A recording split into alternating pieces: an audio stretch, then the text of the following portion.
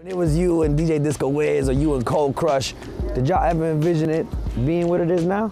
How it is now? If I knew that, I'd have taken stock. Yeah. You know what I mean? I would have got more on the other side of it. Yeah. Because I've gone as far as I can creatively in hip hop. I've done it all. I mean, there's nothing more I could do. But on the business side, there's no stopping how much you can do. There's no limit to where you can go and where you can take this. So had I known that this was going to grow to these proportions, I would have took more stock in the business side of it. You know what I mean? I mean, but you definitely still do it. For example, tell me, I mean, I know you've expanded. You had a book come out recently. Yeah. You know what I'm saying? Tell us a bit about that, about the book, how that came to be. The book is called Written, and it's just a book of my lyrics. Yeah. And it was inspired by the movie, The Art of Rap. When I did the movie a few years with Ice-T, one of my scenes in the movie, I was writing a rap for them, like right there, as they was filming. And I wrote it in like 20 minutes. My man was up there and all that. You know, we burning it down. We in my room chilling. So when I'm writing it, the director, the producer, they're like, yo, your handwriting is crazy. You know what I mean? Your penmanship is impeccable. And Ice-T was like, yo, you should see his rhyme books. Yeah. So now it's like, yo, go pull out your rhyme book. Go let them see some of your rhyme books. So I got, you know, leather book badge and shit full of books. And I pulled out some books. It was like, yo, this should be a book. Yeah. You should do a book of lyrics, and not typewritten, but written in your own handwriting. So they came back a few months later, and we went into a studio and they photocopied like my rhyme books.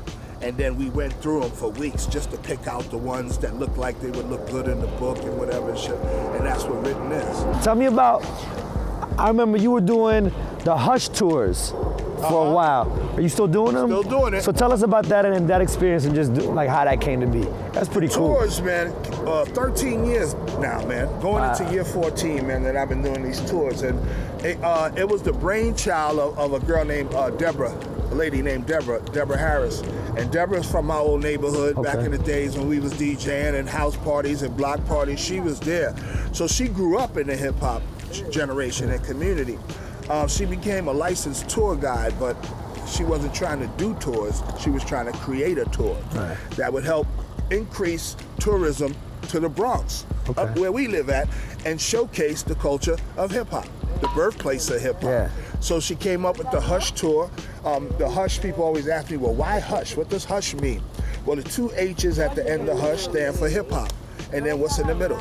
US. Us. Okay. Us. That's Hush. Us. All right. So at first she tried to recruit, you know, most of the hip hop cats because she wanted to be a celebrity guided tour, meaning if it's hip hop, then somebody from hip hop is going to take you on this tour. So in the beginning, Kool Herc was there, Red Alert was there, Reggie Reg from Crash Crew, Raheem from the Furious Five. There was different entities. I stuck to the fabric. I'm the one who eventually really created the tour, the dialogue for the tour, helped with the routes and stuff like that. And 13 years later, I'm the lead tour guide. Okay. I mean, I have been for 13 years, pretty much. Something to the thingamajig and actually get electricity. We could power an entire sound system just from right here. Okay, how many of you knew that? Okay, for those of you that didn't know, well, there's a disclaimer, and it's for the young people especially. Don't try this at home, okay?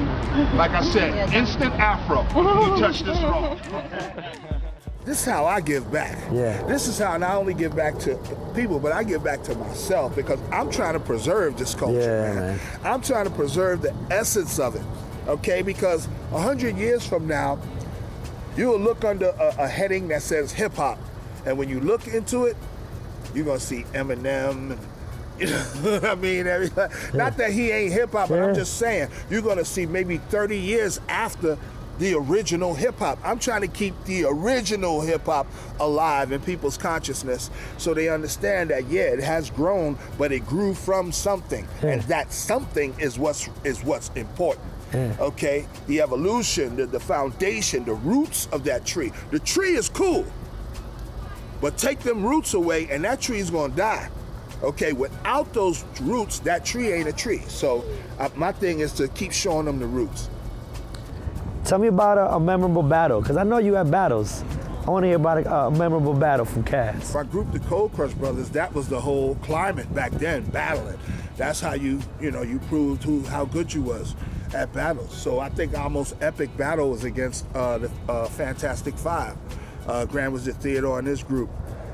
Fantastic was flash and this and that, white tuxedos, they was light skinned, all the chicks was, you know what I mean, screaming, but all the dudes in the audience was like, Cold Crush, go. Then later on, they realized that. So after that, we pretty much took that mantle, that top MC group in New York thing after that battle. So we lost, but we won. Right. You know what I mean? And you lost that night, but you won right. long We run. lost the battle, but we won the war. Right. Great to see you getting that recognition. Because I always tell, there's always conversations, who the top 10 and who the top 5. And I can honestly say, you know what I mean, I was more in the 90s, you feel me? But for me, it was always, whenever they speak about the top MCs, I think of like different, eras in hip hop. It's definitely you, Mel, in the conversation, you know what I mean? Kool Moe Dee's definitely up in the conversation. Exactly. So it's crazy that even the connection was made through a Big Daddy Kane, because I feel like Kane and Kool G Rap and Rakim kind of had their slots, you know what I mean, in that era. Exactly. Too, you know what I'm saying? So I think it's love to hear that back behind the scenes, how all that come together, you know what I mean? We're the Kanes and the Kool G Raps for our era. For sure, Mel man. and Moe D is the first trinity of hip-hop MCs that people Absolutely. refer to. As people refer to it. This is not coming from me. This is just people's conversation. So when they think of the first 3 great MCs in hip-hop, they think Mel, me, and Kool Moe D, which I'm glad to be a part of it. You know what I'm saying? And every era in hip-hop has its trio of either DJs, MCs, B-boys, graph. There's like a top 3 in every category I'm gonna keep it 100 for with every you. era. When I always knew that it was, that you was up there. But when you came, you came to a South by South Bronx show we did in 2012, and you were under the weather, and you walked in there and you said, man, I'm gonna be able to give y'all like a 10-minute set.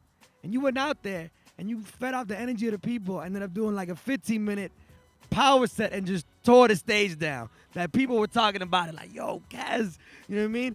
And it's crazy to see that. We could talk about different eras, but you still rocking the day. And you still rocking mics today, and I salute that, you know what I mean? Thank you, man. I definitely salute that. I get my energy from the people, you know what I mean? And even no matter what I've been through in life, man, and I've been through a lot, man, trust me. But when I hit that stage, man, and I see that crowd and I see that look in their eyes, like, give me something, like, let me hear what you got, let me hear what you do.